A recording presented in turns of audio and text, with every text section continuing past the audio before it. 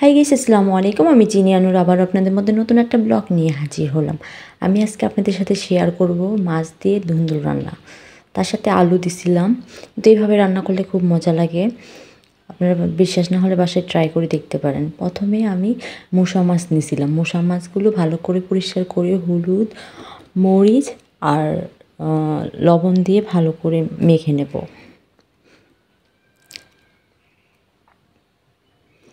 ভালো করে মেখে নেব যেন মশলাগুলো মাছের সাথে মিশে। তারপর দেখেন এদিকে আমি ধুন্দুল আর আলু কেটে নিছি। এখন একটা কড়াইয়ের মধ্যে তেল দিয়ে মাছগুলো ভেজে নেব। মোসা মাছ কিন্তু ভেজে রান্না করলে খুবই মজা লাগে।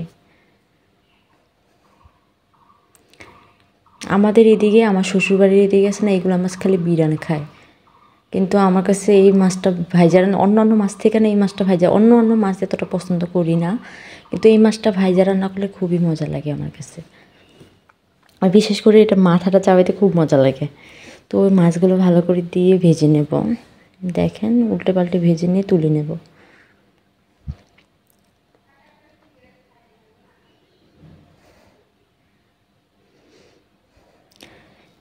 এই যে এখন আর একটু তেল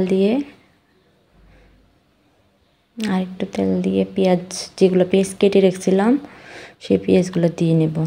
কাটা পেঁয়াজগুলো দিয়ে নাড়াচাড়া করে, তেল কম হয়ে গেছে আর একটু তেল দিব।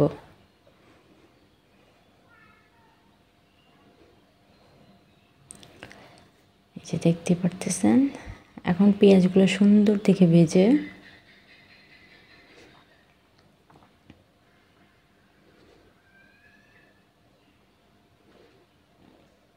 দেখেন। এখন আমি কাঁচা মরিচ বাটা দিচ্ছি অল্প একটু, কারণ আমি এখানে শুকনো মরিচটাও দিব, তার জন্যে অল্প একটু কাঁচামরিচ দিচ্ছি। কাঁচামরিচটা দিলে কি হয় জানেন, একটু ভালো লাগে তরকারিটা, আর অন্যরকম স্বাদ লাগে। তারপর একটু পানি দিয়ে নিছি, মানে পেস্ট আর মরিচটা হালকা করে ভেজে পানি দিয়ে নিছি। তারপরে হলুদ গুঁড়া, একে একে যেগুলো মশলা দরকার, হলুদ গুঁড়া, মরিচের গুঁড়া,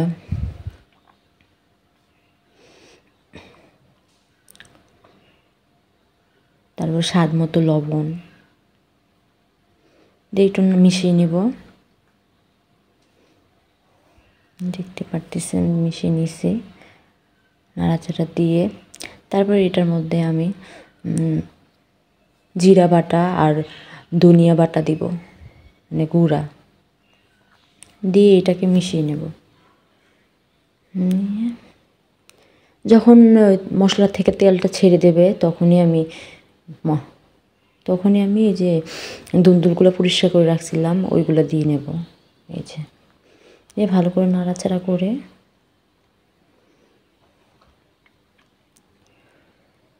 মিশিয়ে নেব। এখন এইভাবে কিছুক্ষণের জন্য ঢাকনা দিয়ে ঢেকে দেব। দেখেন ঢাকনা সরানোর পরে আবারও একটু মিশিয়ে দেব। আসলে কি জানেন, অনেকে আমাকে বলে কি আমাদের গ্রামের ভাষায় কথা বলতে। আমার তো বিয়ে হয়েছে অনেক দূরে।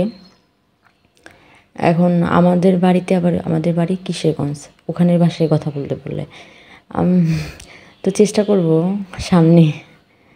এখন মাছগুলো যেগুলো ভেজে রাখছিলাম এই মাছগুলো দিয়ে একটু নাড়াচাড়া করে দেব।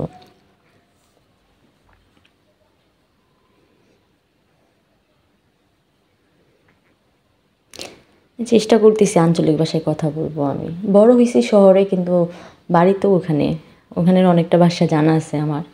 পরিমাণ মতো পানি দেব, পানি দিয়ে একটু নাড়াচাড়া করে এটাকে ঢেকে দেবো যতক্ষণ রান্না না হয়েছে। বিশ্বাস করবেন না, এই ঝোলটা খুবই ভালো লাগে, আর ধুন্দুল আমার খুবই পছন্দ একটা খাবার। আরও ছোটো মাছ দিয়ে তো হলে আর বলার বাহিরে। এই দেখেন ফাইনাল লুক। তরকারিটা খুব মজা হয়েছিল। সবাই ভালো থাকবেন, সুস্থ থাকবেন। যদি আমার ভিডিওটা ভালো লাগে অবশ্যই, হয়তো ভালোভাবে গুছিয়ে কথা বলতে পারি না, অবশ্যই আমার চ্যানেলটিকে সাবস্ক্রাইব করবেন, পাশে থাকবেন। যদি সাপোর্ট করেন অবশ্যই সাপোর্ট পাবেন।